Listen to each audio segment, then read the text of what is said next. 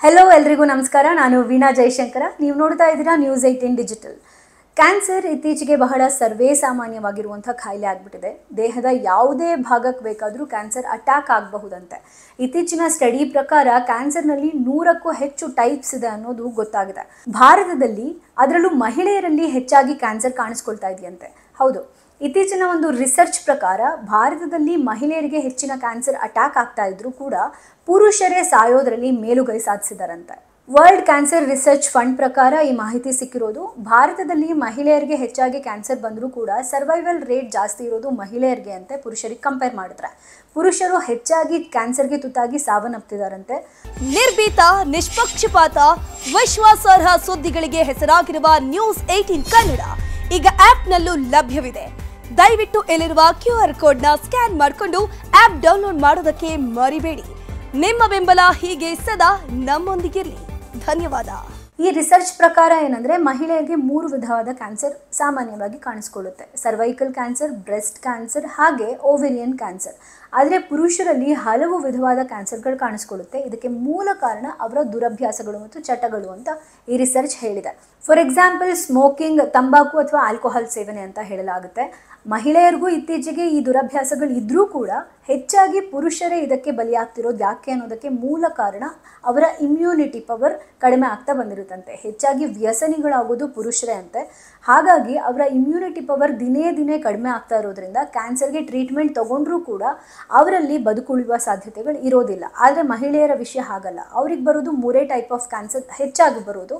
ಒಂದು cervical, breast cancer ಹಾಗೆ ಇನ್ನೊಂದು ಓವೇರಿಯನ್ ಕ್ಯಾನ್ಸರ್. ಇದೆಲ್ಲದೂ ಬರೋದು ಚಟಗಳಿಂದಲ್ಲ. ಇದೆಲ್ಲದೂ ಬರೋದಕ್ಕೆ ಮೂಲ ಕಾರಣ ಹಾರ್ಮೋನಲ್ ಇಂಬ್ಯಾಲೆನ್ಸ್. ಆದರೆ ಪುರುಷರಿಗೆ ಬರ್ತಾ ಇರುವಂಥ ಕ್ಯಾನ್ಸರ್ಗಳಿಗೆ ಮೂಲ ಕಾರಣ ಚಟಗಳು ಅನ್ನೋದು ಈ ರಿಸರ್ಚ್ ಪ್ರಕಾರ ಗೊತ್ತಾಗಿರುವಂಥದ್ದು. ಅಂದರೆ ಸಿಗರೇಟ್ ಸೇವನೆ ಇರ್ಬೋದು, ತಂಬಾಕು ಸೇವನೆ ಇರ್ಬೋದು ಅಥವಾ ಆಲ್ಕೋಹಾಲ್ ಸೇವನೆ ಇರ್ಬೋದು. ಇದೆಲ್ಲದರ ಪರಿಣಾಮ ಕ್ಯಾನ್ಸರ್ ಕಾಣಿಸ್ಕೊಳ್ತಾ ಇದೆ ಪುರುಷರಲ್ಲಿ ಅನ್ನೋದು ಈ ರಿಸರ್ಚ್ನ ಮಾಹಿತಿ. ಇನ್ನು ಮಹಿಳೆಯರಿಗೆ ಬರುವಂಥ 3 ವಿಧವಾದ ಕ್ಯಾನ್ಸರ್ಗಳನ್ನು ನೋಡೋದಾದರೆ ಸರ್ವೈಕಲ್ ಕ್ಯಾನ್ಸರ್, ಓವೇರಿಯನ್ ಕ್ಯಾನ್ಸರ್ ಹಾಗೂ ಬ್ರೆಸ್ಟ್ ಕ್ಯಾನ್ಸರ್. ಬ್ರೆಸ್ಟ್ ಕ್ಯಾನ್ಸರ್ ಅಥವಾ ಸರ್ವೈಕಲ್ ಕ್ಯಾನ್ಸರ್, ಓವೇರಿಯನ್ ಕ್ಯಾನ್ಸರ್ ಬಂದ ಕೂಡಲೇ ಮಹಿಳೆಯರು ಬೇಗ ಎಚ್ಚೆತ್ಕೊಳ್ತಾರಂತೆ. ಈ ಸಿಂಪ್ಟಮ್ಸ್ಗಳು ಮಹಿಳೆಯರಿಗೆ ಬೇಗ ಗೊತ್ತಾಗುತ್ತಂತೆ. ಇನ್ನು ಬ್ರೆಸ್ಟ್ ಕ್ಯಾನ್ಸರ್ ಬಂದ ತಕ್ಷಣ ಎದೆ ನೋವು ಕಾಣಿಸ್ಕೊಳ್ಬಹುದು ಅಥವಾ ಬೇರೆ ಸಿಂಪ್ಟಮ್ಸ್ಗಳು ಇರಬಹುದು. ಇದರಲ್ಲಿ ಈ ರಿಸರ್ಚ್ ಪ್ರಕಾರ ಗೊತ್ತಾಗಿರೋದೇನೆಂದರೆ ಆದಷ್ಟು ಟೆಸ್ಟ್ಗಳನ್ನ ಮಾಡಿಸೋದ್ರಲ್ಲಿ ಮಹಿಳೆಯರು ಫಾಸ್ಟ್ ಇದ್ದಾರೆ, ಮುಂದಿದ್ದಾರೆ. ಇನ್ನು ಯಾಕೆ ಹೀಗೆ, ಪುರುಷರೇ ಯಾಕೆ ಜಾಸ್ತಿ ಸಂಖ್ಯೆಯಲ್ಲಿ ಸಾವನ್ನಪ್ತಿದ್ದಾರೆ, ಕ್ಯಾನ್ಸರ್ ಜಾಸ್ತಿ ಮಹಿಳೆಯರಿಗೆ ಬಂದರೂ ಕೂಡ ಪುರುಷರು ಯಾಕೆ ಸಾವನ್ನಪ್ತಿದ್ದಾರೆ ಅನ್ನೋದು ಪ್ರಶ್ನೆ. ಆದರೆ ಇದಕ್ಕೆ ಉತ್ತರ ಏನಂದರೆ ತಪಾಸಣೆ ಕಡಿಮೆ ಹಂತದಲ್ಲಿ ಇರೋದು. ಅಂದರೆ ಪುರುಷರು ಹೆಚ್ಚಾಗಿ ತಪಾಸಣೆ ಮಾಡಿಸ್ಕೊಳ್ಳೋದಿಲ್ವಂತೆ. ಮಹಿಳೆಯರು ಬಹಳ ಬೇಗ ತಪಾಸಣೆ ಮಾಡಿಸ್ಕೊಳ್ತಾರೆ ಮತ್ತು ಅವ್ರಿಗಿರುವಂಥ ಸೌಲಭ್ಯ, ಅವ್ರಿಗಿರುವಂಥ ಇಮ್ಯುನಿಟಿ ಪವರಿಂದ ಮಹಿಳೆಯರು ಬಚಾವಾಗ್ತಾರೆ. ಅವ್ರಿಗಿರುವಂಥ ಸೌಲಭ್ಯ ಆಗಲಿ, ಜಾಗೃತಿ ಆಗಲಿ ಹೆಚ್ಚಾಗಿದೆ. ಈಗ ಬ್ರೆಸ್ಟ್ ಕ್ಯಾನ್ಸರ್ ಬಂದರೆ ಜಾಗೃತಿ ಮೂಡಿಸುವಂಥ ಅಭಿಯಾನಗಳು ಸಾಕಷ್ಟಿದೆ. ಸರ್ವೈಕಲ್ ಕ್ಯಾನ್ಸರ್ ಬಂದರೆ ಅದರದೇ ಆದ ಅಭಿಯಾನಗಳು ತುಂಬ ಇದೆ. ಆದರೆ ಪುರುಷರಿಗೆ ಬರುವಂಥ ಕ್ಯಾನ್ಸರ್ ಬಗ್ಗೆ ಎಷ್ಟೇ ಜಾಗೃತಿ ಮೂಡಿಸಿದ್ರು ಕೂಡ ಅವರು ತಪಾಸಣೆಗೆ ಹೋಗೋದು ಬಹಳ ಕಡಿಮೆ ಅಂತ. ಹೀಗಾಗಿ ಅವರು ಚಿಕಿತ್ಸೆಗೆ ಹೆಚ್ಚಾಗಿ ಸ್ಪಂದಿಸೋದಿಲ್ಲ ಅನ್ನೋದು ಈ ರಿಸರ್ಚ್ನ ಪ್ರಕಾರ ತಿಳಿದು ಬಂದಿರುವಂಥ ಮಾಹಿತಿ. ಅದಕ್ಕಾಗಿಯೇ ಪುರುಷರು ಹೆಚ್ಚಾಗಿ ಕ್ಯಾನ್ಸರ್ಗೆ ತುತ್ತಾಗ್ತಾರಂತೆ. ಮಹಿಳೆಯರಿಗೆ ಹೆಚ್ಚಾಗಿ ಕ್ಯಾನ್ಸರ್ ಬಂದರೂ ಕೂಡ, ಅಂದರೆ 40% ಮಹಿಳೆಯರಿಗೆ ಇತ್ತೀಚೆಗೆ ಕ್ಯಾನ್ಸರ್ ಬರ್ತಾ ಇರೋದು ಗೊತ್ತಾಗಿದೆ. ಆದರೂ ಕೂಡ ಮಹಿಳೆಯರು ಸರ್ವೈವ್ ಆಗ್ತಿದ್ದಾರೆ ಕ್ಯಾನ್ಸರ್ನಿಂದ. ಅಂದರೆ ಚಿಕಿತ್ಸೆಯನ್ನು ಪಡೆದುಕೊಳ್ತಾರೆ, ಅದಕ್ಕೆ ಸ್ಪಂದಿಸ್ತಾರೆ, ಅದರಿಂದ ಹುಷಾರಾಗಿ ಗುಣಮುಖರಾಗಿ ಆರಾಮಾಗಿ ಲೈಫ್ ಲೀಡ್ ಮಾಡ್ತಿದ್ದಾರೆ. ಆದರೆ ಪುರುಷರಿಗೆ ಕ್ಯಾನ್ಸರ್ ಬಂತು ಅಂದರೆ ಅವರು ಯಾವುದೇ ರೀತಿ ಚಿಕಿತ್ಸೆಗೆ ಸ್ಪಂದಿಸ್ತಾ ಇಲ್ಲ ಅಥವಾ ಅವ್ರು ತಪಾಸಣೆ ಮಾಡಿಸ್ಕೊಳ್ಳೋದೇ ನಿಧಾನ ಆಗುತ್ತೆ. ಅಷ್ಟೊತ್ತಿಗಾಗಲೇ 3ನೇ ಅಥವಾ 4ನೇ ಸ್ಟೇಜ್ಗೆ ತಲುಪಿಬಿಟ್ಟಿರ್ತಾರೆ. ಹೀಗಾಗಿ ಚಿಕಿತ್ಸೆ ವರ್ಕ್ ಆಗೋದಿಲ್ಲ.